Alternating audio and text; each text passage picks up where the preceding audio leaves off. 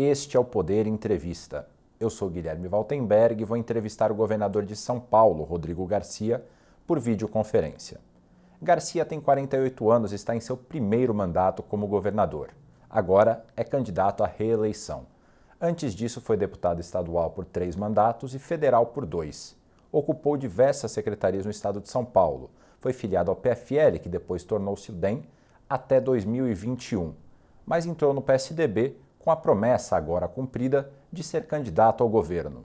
Governador, obrigado por ter aceitado o convite. Obrigado, Guilherme. É uma boa oportunidade para a gente falar sobre São Paulo, sobre o futuro de São Paulo e as ações que eu tenho tomado e feito aqui como governador de São Paulo. Agradeço também a todos os web espectadores que assistem a este programa. Essa entrevista está sendo gravada no estúdio do Poder 360 em Brasília, em 7 de julho de 2022. E para ficar sempre bem informado, inscreva-se no canal do Poder 360, ative as notificações e não perca nenhuma informação relevante. E eu começo essa entrevista perguntando: governador, o senhor consolidou a maior aliança do estado de São Paulo nessas eleições, mas não lidera as pesquisas. E na política, a perspectiva de poder é o pêndulo das alianças. Qual é a perspectiva de poder que o senhor oferece para esses partidos que estão do seu lado? Guilherme, viram uma história de vida que foi construída e dedicada ao estado de São Paulo, viram a forma como, ao longo dessa vida pública de 24 anos de mandato que eu tenho, eu lido com a questão política, com a questão administrativa e principalmente viram que o futuro de São Paulo está muito mais próximo de alguém mais moderado, de alguém que conhece a realidade do estado, de alguém que já se dedica a São Paulo como eu nos últimos 24 anos, do que a um projeto político de um candidato a presidente da República ou de outro. Os meus aliados, e são 10 partidos que já declararam apoio à minha candidatura, enxergam que São Paulo vai ficar longe dessa polarização. São Paulo vai discutir os seus problemas, que vai discutir a sua realidade e não vai se submeter a nenhuma candidatura presidencial. Portanto, eles enxergam na minha candidatura uma candidatura autônoma, independente, que vai representar os valores e os princípios que norteiam o nosso Estado nos últimos anos e que vai, naturalmente, dialogar com quem quer que seja o escolhido como candidato a presidente da República. Você sabe, Guilherme, que ainda nós estamos longe até do início do processo eleitoral. Eu falo sempre que 1 mês, 40 dias numa política é uma eternidade. Então, nós ainda temos todo o processo de convenção nesse mês de julho. A partir do mês de agosto, a partir do dia 15 de agosto, se começa o processo eleitoral, mais para o final de agosto começa a questão da televisão e aí, naturalmente, as pessoas vão se ligar ao processo eleitoral. Então, temos um longo caminho pela frente, mas esse arco de alianças foi construído justamente por partidos que creem naquilo que eu represento para São Paulo. A moderação, o equilíbrio e o conhecimento dos problemas reais do Estado e também a busca das soluções desses problemas. Então, na sua avaliação, a terceira via deu certo, só que em São Paulo, não no país, por enquanto. Eu nunca gosto dessa expressão de terceira via, Guilherme, porque já é a terceira, não é nem o primeiro nem o segundo colocado. Eu diria que as eleições presidenciais, elas são as eleições mais importantes e é natural que elas se sobrepõem à discussão da eleição dos governadores, dos senadores, dos deputados.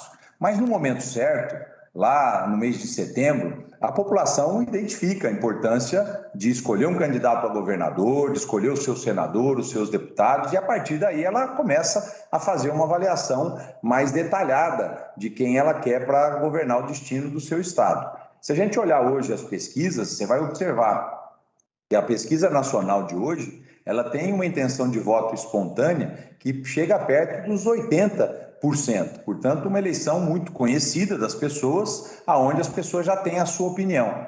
Quando você vai para a eleição de governadores, e aqui no caso o governador de São Paulo, essa pesquisa espontânea não chega a 15%, 16% de intenção de voto. Então, portanto, uma eleição que está longe ainda do imaginário da população e muito mais longe ainda de uma decisão. Portanto, eu acredito que a eleição de governador ela só fica sendo debatida, discutida pela sociedade a partir do início do processo eleitoral, quando as pessoas vão se dar conta de que tem a eleição de governador e a partir daí fazer a sua escolha. Apesar das pessoas não estarem tão focadas ainda nas eleições para o governo, seus aliados comemoraram bastante as últimas pesquisas, que mostraram um desempenho bem melhor do senhor do que nas rodadas anteriores. O seu foco inicial foram nas entregas, sobretudo no interior de São Paulo, mas agora, pelo calendário eleitoral, a partir de 1º de julho, o senhor já não pode mais fazer entregas. Quais são os próximos passos da sua pré-campanha? Guilherme, eu falei desde o primeiro dia que assumi o mandato que a minha prioridade é governar São Paulo. Diferente dos outros pré-candidatos, eu sou governador de São Paulo, eu tenho responsabilidades com o dia a dia do Estado e, portanto, a minha maior demanda e a minha grande parte da minha rotina, ela é dedicada a governar São Paulo. Acordando muito cedo, dormindo muito tarde, tomando decisões a todo momento, participando de entrega de obras, participando de reuniões. Esse é a minha rotina diária aqui em São Paulo. E, naturalmente, você vai ganhando conhecimento com isso, as pessoas vão identificando quem é o novo governador e avaliando o novo governador. Portanto, esse é o meu foco. A partir agora do mês de julho, eu continuo focado na questão da governança de São Paulo, no dia a dia do cargo de governador, mas posso, a partir do início da noite, enfim, o horário do almoço, já começar a me dedicar sobre a pré-campanha. Por exemplo, na semana que vem, nós realizaremos um primeiro grande encontro para o lançamento das bases do meu programa de governo, que está sendo coordenada pela economista Zeina Latif. A Zeina, portanto, reuniu nesses últimos dias várias ideias e sugestões, tem sentado com a minha equipe de trabalho e na quarta-feira que vem nós lançaremos as bases do nosso programa de governo. Então, essa é uma atividade já mais voltada para a questão eleitoral. Eu tenho sido bastante convidado e nós vamos ter um grande evento agora no próximo sábado, dia 9 de julho, para participar de eventos partidários. Eu estarei visitando um grande evento que o União Brasil realiza aqui em São Paulo. Ao lado disso, pela manhã, um grande evento do Partido Podemos. Ou seja, agora, nessa pré-campanha, antes da convenção, a agenda também ela é ocupada por essas atividades mais políticas que visam preparar o processo eleitoral. Isso é importante para a democracia, isso é importante para a candidatura e eu começo também a me dedicar a isso sem me esquecer de que o foco principal é o cargo de governador, é a responsabilidade que eu tenho de administrar esse Estado-nação. Uma das críticas que os seus adversários têm feito, sobretudo nos bastidores, é que o senhor teria tomado medidas que eles consideram eleitoreiras no cargo de governador. Eles citam, por exemplo, congelar as tarifas do metrô, congelar as tarifas dos pedágios. O senhor avalia que essas medidas têm um impacto eleitoral positivo para o senhor ou foi por alguma outra razão que o senhor tomou essas decisões? Guilherme, depois da pandemia, é natural que o mundo passa por um processo ainda de encontro com as bases econômicas, de retomada econômica. A desorganização das cadeias produtivas no mundo fez com que a inflação voltasse em vários países e, portanto, existe um momento de grande apreensão com o futuro da economia do mundo inteiro.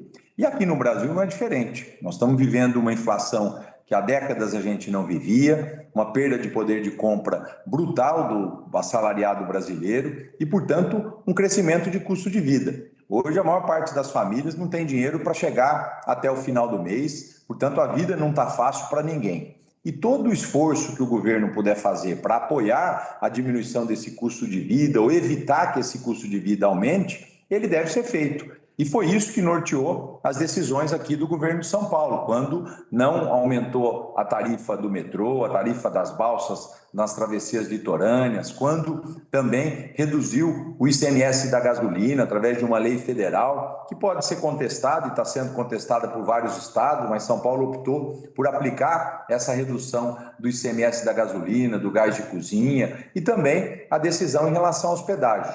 Todas essas decisões elas vão ao encontro do que a sociedade hoje espera, que é que o governo apoie nessa retomada econômica sem um aumento do seu custo de vida. Agora, é importante destacar, Guilherme, que todo esse caminho, ou melhor, as decisões que o governo de São Paulo tomou, ele tomou com base nos contratos, nas regras fiscais, tem um desequilíbrio das contas públicas. Nós temos dialogado em relação, por exemplo, à questão da redução do ICMS da gasolina com a área de fazenda. Qualquer necessidade de ampliar os recursos que vão ser perdidos Em relação à arrecadação, nós temos o superávit primário do ano passado, nós vamos usá-lo, portanto, esse ano para cobrir essa perda de arrecadação. Em relação à questão dos pedágios, o governo de São Paulo também vai usar dinheiro do orçamento, respeitando os contratos, não rasgando e nem quebrando os contratos com as concessionárias, ou seja, o caminho que o governo de São Paulo encontrou para diminuir o custo de vida da população é um caminho com responsabilidade fiscal, respeitando os contratos e respeitando essa base fiscal que São Paulo sempre teve como premissa para entregar política pública para a nossa população. Falando sobre essa questão fiscal, ao estipular o teto de 18% para o ICMS em combustíveis e outras áreas, o governo federal e o Congresso acabaram por impactar o orçamento, sobretudo a entrada de receitas de diversos estados. Provavelmente outras áreas vão ter que ter aumentos nos impostos. O senhor já está pensando em que áreas podem ser impactadas por um eventual aumento de ICMS num próximo governo? Guilherme, isso vai ter que ser discutido com todo o país, inclusive com o governo federal. Eu falei esses dias numa entrevista que depois do processo eleitoral será fundamental uma repactuação dos governos estaduais, das prefeituras com a União. Nós temos um pacto federativo que vigora no Brasil que tem sido extremamente injusto com os estados produtores. É natural, nós estamos num país federativo, os estados mais ricos ajudam o desenvolvimento nacional, ajudam os estados mais pobres, mas muitas vezes se leva dinheiro daqui para fazer benefício fiscal em outro estado, retirando empresas que estão em São Paulo. Muitas vezes se leva dinheiro aqui de São Paulo para pagar a elite do funcionalismo público federal, rompendo a barreira do teto do funcionalismo, ou seja, dinheiro mal gasto do Pacto Federativo. Essa perda de receita de estados e municípios, ela vai ter que ser dialogada com o governo federal no período pós-eleitoral para avaliar no ano de 2003 como será a vida útil dos estados, a vida financeira dos estados depois dessas reduções. Eu fiz uma proposta concreta quando eu estive no Senado Federal, que o governo federal pudesse recompensar os estados diminuindo o pagamento da dívida pública, repactuando a dívida pública dos estados. Dos 27 estados do Brasil, 22 estados têm dívida com a União. Então, se você perde a arrecadação de um lado e deixa de pagar parte da dívida pública do outro, você tem uma compensação e assim você não prejudica ações de investimento de cada estado. Portanto, nós vamos ter que falar muito sobre isso depois do período eleitoral. Falando agora sobre política mesmo, a política eleitoral. Nessa quinta-feira, o PSD do Gilberto Kassab declarou apoio a um dos seus oponentes, o ex-ministro Tarcísio de Freitas. Essa aliança dificulta o seu caminho para a reeleição?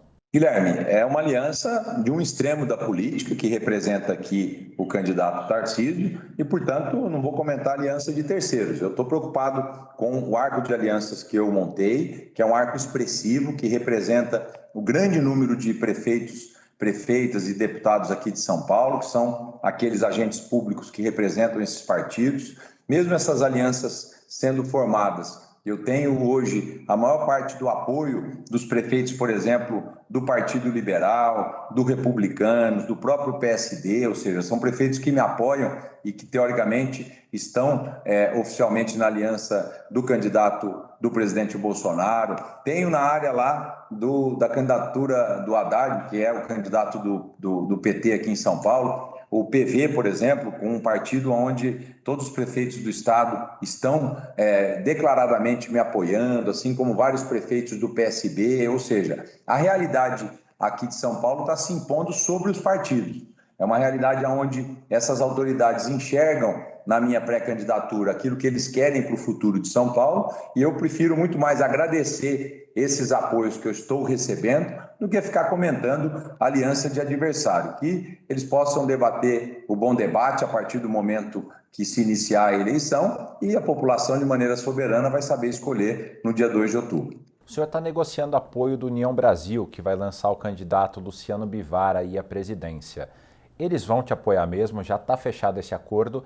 E o que inclui nesse acordo? Eles devem ter o candidato ou a candidata a vice do senhor? Olha, eles têm toda a condição, com grandes quadros aqui em São Paulo, de fazer sugestão de nomes para candidatura a vice, para candidatura ao Senado da minha chapa. A União Brasil é o maior partido do país. eu já deixei claro ao presidente Luciano Bivar que ele terá espaço na minha candidatura para expor as suas ideias para o conjunto da população de São Paulo. Eu não acredito nos extremos, Guilherme, portanto, eu não apoiarei nem a candidatura de Lula, nem a candidatura de Bolsonaro. Vou apoiar essas candidaturas e dar espaço a essas candidaturas que representem o caminho do meio, o bom senso, o equilíbrio na política brasileira. E a candidatura do Luciano Bivar vem com essa história de uma candidatura que não está ligada a nenhum dos extremos. Assim como outras candidaturas que estão no nosso arco de alianças, inclusive a candidatura do MDB, da Simone Tebet, que conta com o apoio do PSDB. Então, essas candidaturas terão espaço aqui em São Paulo para poder expor as suas ideias e vão contar com o meu entusiasmo e com o meu apoio. O senhor disse que a União Brasil pode, inclusive, citar nomes que, eventualmente, ocupariam a tua vice. Mas havia um acordo de que o MDB iria ter o vice na sua chapa. Isso mudou? Olha, existe uma expectativa do MDB também de fazer a indicação do vice ou a indicação do Senado. Nós combinamos, então, que a partir da semana que vem, através de pesquisas e de análises, nós vamos, de maneira conjunta com os partidos aliados, avaliar os principais nomes, o que nós queremos que esses nomes representem, e eu tenho certeza que nós vamos chegar a um bom entendimento. O MDB tem grandes quadros também aqui no estado de São Paulo, e eu fico muito feliz de receber o apoio do MDB, do União Brasil e de vários outros partidos que já se dispuseram a estar conosco. O PSDB já lançou o candidato ao Senado, José Aníbal, que já foi senador como suplente, já foi deputado e secretário em outras ocasiões. Existe a possibilidade do Aníbal não sair candidato ao Senado e essa vaga ficar com um dos partidos aliados? Guilherme, nós temos 2 pré-candidatos ao Senado do PSDB aqui de São Paulo, o ex-senador Zé Aníbal e também o presidente do Diretório Municipal, Fernando Alfredo. Nós temos candidaturas de outros partidos que estão também aliados a nós, como o Podemos, que apresenta o nome do professor Rene, que é deputado estadual aqui em São Paulo. E agora, o Tribunal Superior Eleitoral permite que você tenha mais de uma candidatura numa mesma coligação. Então, a primeira decisão que esses partidos aliados à minha candidatura vai ter que tomar é justamente se nós caminharemos com um único candidato ao Senado ou se nós teremos mais de uma candidatura ao Senado. Tomada essa decisão, nós vamos avaliar quem será o escolhido. Então, portanto, como eu disse, serão 3 longas semanas pela frente, de bastante diálogo, para que a gente encontre consensos em relação à chapa de Senado e à chapa de vice aqui conosco em São Paulo. E só para saber, ter um pouco mais de clareza de como deve ser esse palanque duplo ou triplo, eventualmente, com outros pré-candidatos do campo que o senhor defende, que é o campo do centro. Como é que deve ser essa participação de Simone Tebet e Luciano Bivar na sua chapa? O senhor também pretende fazer propaganda para eles, propaganda no sentido de indicar o nome deles, ou deve ser só uma participação junto do senhor? Como é que deve ser essa relação? A campanha é muito dinâmica, Guilherme. Nós já assistimos isso em vários lugares do Brasil. Eu lembro aqui em 2014, em São Paulo, quando o candidato a governador era o Alckmin, apoiando o Aécio Neves, o vice-governador era o Márcio França, apoiando o Eduardo Campos, enfim, tudo isso faz parte da política brasileira. Você não tem uma verticalização de apoio no Brasil, poderia citar outros estados, eu só fiquei aqui no exemplo de São Paulo. Então, o União Brasil, tendo uma candidatura majoritária na nossa chapa, vai ter todo o espaço de usar o programa de televisão para isso, o MDB a mesma coisa, ou seja, nós vamos encontrar na política um mecanismo muito claro de mostrar à sociedade de São Paulo que a minha candidatura e as candidaturas a presidente que estão na minha coligação representam a moderação, representam o olhar para frente do nosso país e principalmente aqui de São Paulo. Não é um olhar dos extremos entre a extrema-direita ou a extrema-esquerda. Ao que tudo indica, hoje o segundo turno presidencial deve ser, caso ele acabe acontecendo, entre o ex-presidente Lula e o atual presidente Bolsonaro. O senhor tomaria algum dos lados em um eventual segundo turno para apoiar um ou o outro? No segundo turno nós vamos tratar sobre isso, se houver o segundo turno e se os dois forem para o segundo turno, Guilherme. Eu não sou daqueles que entregam o jogo antes da hora. Nós vamos ter uma eleição dia 2 de outubro, nós temos até lá muito tempo de debate, de diálogo, de amadurecimento da população em relação às candidaturas e vou trabalhar muito para poder ir para o segundo turno aqui em São Paulo, Paulo, e vou fazer isso a partir de 15 de agosto, quando a campanha estiver liberada. Vou dar espaço para as candidaturas denominadas da melhor via em nível nacional e depois avaliar quem vai para o segundo turno. Aquilo que for melhor para São Paulo é sempre o que eu vou defender. Eu falo que antes dos partidos estão as pessoas e ao lado das pessoas estão a sociedade, o povo que nos escolhe para representar. Então, tudo aquilo que representar algo de bom para o meu estado de São Paulo, algo que eu perceba que vai ser melhor para São Paulo, vai contar sempre com o meu apoio. É dessa forma que eu sempre fiz ao longo da minha história política, sempre defendendo os interesses de São Paulo, e é assim que eu continuo me comportando agora como governador desse estado. O PSDB teve baixas relevantes e hoje não é mais um partido grande, é um partido médio em nível nacional.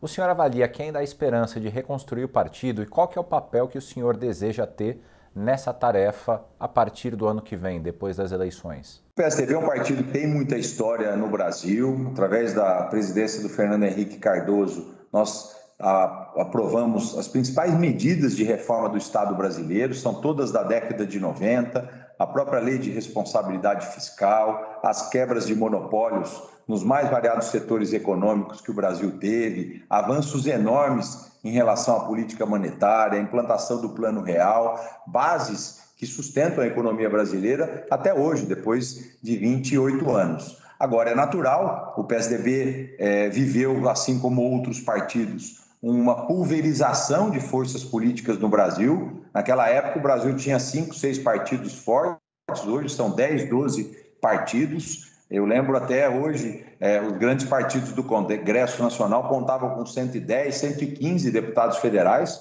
Hoje, o maior partido conta com 50, 55 deputados federais. Então, todos sofreram a sua barca, todos, de alguma maneira, tiveram uma pulverização na sua força. Mas mais do que o número de parlamentares, o que interessa são as bandeiras, aquilo que os partidos defendem. A social-democracia é algo importante para um Brasil ainda em desenvolvimento, como é o nosso caso, para um país ainda com muita desigualdade. E eu acredito sim que com a minha eleição, a eleição de outros colegas do partido, como o Eduardo Leite no Rio Grande do Sul, o Riedel no Mato Grosso do Sul, a própria candidatura do Pedro Cunha Lima lá na Paraíba e outros companheiros, a Raquel Lira em Pernambuco, passado o período eleitoral, não só os governadores, mas principalmente a bancada de Brasília terá uma tarefa importante de continuar representando as bandeiras que o PSDB sempre representou, mas buscando uma permanente capacidade de renovação de quadros e também de união com outros partidos para que a gente possa analisar os avanços do PSDB nos próximos 4 anos. Então, nesse momento é foco aqui nas eleições, para depois das eleições avaliar essa questão partidária. O senhor foi vice do João Dória, mas agora está um pouco afastados. Qual tem sido o papel do ex-governador na sua campanha? Não existe afastamento, né? O João Dória saiu da vida pública, ele foi um bom governador, foi um bom prefeito e ele, portanto, por uma decisão pessoal, se afastou da vida pública. Então, ele terá um papel como um grande eleitor, como um grande empresário brasileiro, que está atento e se preocupa com o nosso país. E, portanto, já declarou voto na minha candidatura, e eu quero agradecer e fico feliz por isso, mas nós vamos tocar aqui agora a nossa campanha com o PSDB, com os parlamentares e com os aliados que estão comprometidos com o futuro de São Paulo. Queria agora a opinião do senhor a respeito da PEC das bondades, o PEC Kamikaze, que vem sendo chamada essa PEC, que aumenta o valor do Auxílio Brasil, que o governo está para aprovar na Câmara. O que o senhor acha dessa medida em ano eleitoral? Lembrando que no Senado, o único voto contrário foi do senador tucano por São Paulo, José Serra. Eu falei isso numa pergunta anterior, eu ficaria muito mais tranquilo se o país tivesse encontrado o caminho que São Paulo encontrou de poder diminuir o custo de vida da população e apoiar a população nesse momento de retomada econômica. Então, o apoio à população ele é importante nesse momento. Agora, como se faz esse apoio é muito importante também, porque muitas vezes se faz um apoio agora, no caso do Auxílio Brasil e de tantas outras apoios à sociedade, mas essa conta ficará para o futuro e ficará uma conta muito alta, gerando mais déficit público, gerando mais gastos que vão pressionar a inflação. Então, São Paulo encontrou um caminho diferente do governo federal, que é um caminho com responsabilidade fiscal, usando os recursos do Tesouro para poder apoiar a população nesse momento tão difícil. Governador, essa entrevista está chegando ao fim, mas dá tempo de uma última pergunta. O senhor pode adiantar para a gente quais foram os nomes que MDB e União Brasil já fizeram chegar até o senhor de possíveis vices para sua candidatura? Esses nomes virão a partir da semana que vem, Guilherme, mas nós já tivemos, ao longo desses últimos 3 meses, muita especulação na imprensa. Eu posso citar no MDB o secretário de Saúde de São Paulo, Edson Aparecido, a ex-prefeita de Itapetininga, uma cidade importante aqui do estado, a Simone Marqueto, e outros quadros do MDB. Posso citar no União Brasil o ex-ministro Henrique Meirelles, o médico Cláudio Lotenberg, o ex-deputado Marcos Sintra, enfim, o próprio vereador Milton Leite. Tem vários nomes sendo lembrados, mas eu quero registrar aqui todos os partidos deixando muito à vontade a nossa candidatura para fazer uma avaliação e identificar aquele que mais agrega, que mais ajuda a gente a representar esse novo projeto para São Paulo. Um projeto que tem como objetivo principal a manutenção das grandes conquistas até hoje realizadas pelo nosso Estado, mas um olhar para o futuro, um olhar de inovação, um olhar de fazer diferente e de entregar uma política pública de muita qualidade, com um serviço público bem avaliado para a população paulista. Chega ao final esta edição do Poder Entrevista. Em nome do jornal digital Poder 360, eu agradeço ao governador Rodrigo Garcia. Obrigado, Guilherme. Muito obrigado. Um grande abraço, viu? Agradeço também a todos os web espectadores que assistiram a este programa. Essa entrevista foi gravada no estúdio do Poder 360 em Brasília, em 7 de julho de 2022. E para ficar sempre bem informado, inscreva-se no canal do Poder 360, ative as notificações e não perca nenhuma informação relevante. Muito obrigado e até a próxima.